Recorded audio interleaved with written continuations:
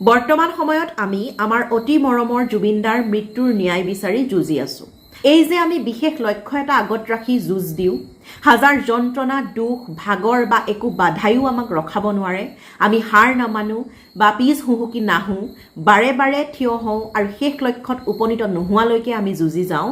এই কথাটো বুজাবলৈ ইংৰাজীত এটা শব্দ আছে যিটো আজিৰ এই সময়ত প্ৰাসংগিক বুলি ক'ব পাৰি। সেই শব্দটো হৈছে পাৰ্চেভিয়াৰ। পাৰ্চেভিয়াৰ শব্দটো হৈছে এটা ভাৰ্ব যাৰ ইংৰাজী অৰ্থটো হৈছে to continue trying to do or achieve something that is difficult. এখন যুঁজৰ মাজেৰে হাৰ নমনাকৈ জটিল কিবা এটা বিচাৰি যোৱা।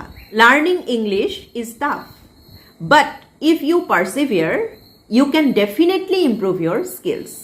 ইংৰাজী শিকাটো জটিল, কিন্তু তুমি যদি দৃঢ়তাৰে শিকা তেনেহ'লে নিশ্চয় তাৰ কিছু কৌশল আয়ত্ত কৰিব পাৰিবাই। He persevered in the tough competition and finally won. এই জটিল প্ৰতিযোগিতাখনত তেওঁ দৃঢ়তাৰে খেলিছিল আৰু হাৰ নামানি শেষত তেওঁ জয়ী হ'ল। এই পাৰ্চেভিয়াৰ ভাৰ্বৰ নাউন ৰূপটো হ'ব পাৰ্চেভিয়াৰেন্স, যাৰ অসমীয়া অৰ্থটো হ'ব দৃঢ়তা বা অধ্যৱসায়। He won the match because of his perseverance. যে তেওঁৰ দৃঢ়তাৰ বাবেই তেওঁ সেই খেলখনত জয়ী হ'ল।